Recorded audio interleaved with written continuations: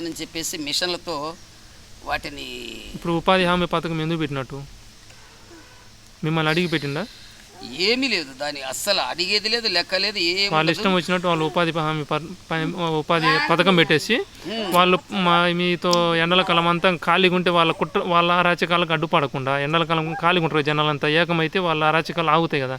అందుకని ఖాళీగా ఉండకుండా వాళ్ళు ఏం చేసిందంటే ఉపాధి హామీ పథకం పెట్టేసి ఆ మట్టి పై పొరనంతా తొలగిస్తూ ఆ తర్వాత వాళ్ళ జేసీబీలు వస్తాయి, మనతో పై తొలగించి ఉపాధి ఇప్పుడు జేసీబీలు పెట్టి ఇంకా మొత్తం లోపల ఉండే ఖనిజ సంపద అంతా దోసుకుపోతుంటారు.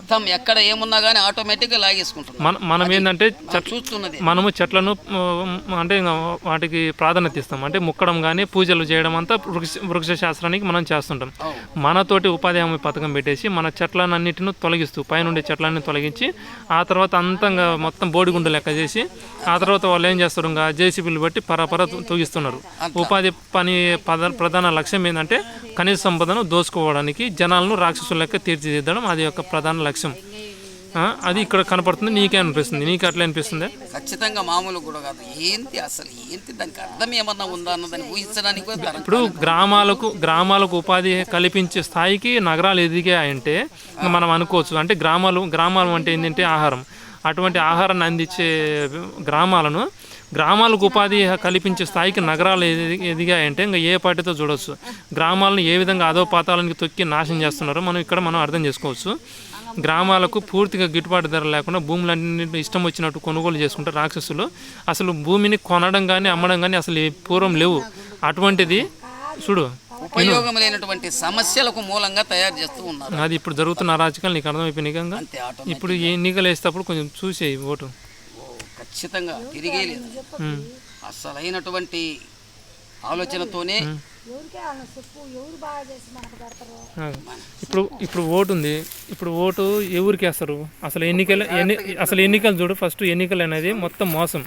ఎన్నికలు ఎట్లా మోసం అనేది కాబట్టి ఇప్పుడే కొంచెం చెప్తా, మొత్తం చెప్పండి. ఎన్నికలు ఏ విధంగా మోసం అంటే ఇప్పుడు నువ్వు ఇప్పుడు మామూలుగా అయితే సర్పంచ్ అయినప్పుడు అంతకుముందు ఇద్దరు నిలబడతారు, ఎన్నికలు జరుగుతాయి. ఎవరు మంచోళ్ళు, ఎవరు బాగా గ్రామాన్ని బాగా చేస్తారు, గ్రామానికి ఏం చేయాలి ఏం చేయకూడదు అనేది ముందే సినిమా వాళ్ళు తీసి పెట్టింటారు. అంటే గ్రామాల్లో ఏం చేయాలి, ఏం పనులు చేయాలి, ఏం చేయకూడదు అని ముందే సినిమాలు తీసి పెట్టింటారు. ఇంకా తర్వాత గెలిచిన తర్వాత పైనుంచి ఆదేశాలు వస్తాయి. సర్పంచ్ గారు మీ ఊర్లో రోడ్లు వేయండి, మీ ఊర్లో కరెంటు స్తంభాలు బాతీయండి మీ ఊర్లో అని పైనుంచి డబ్బులు ఇస్తారు.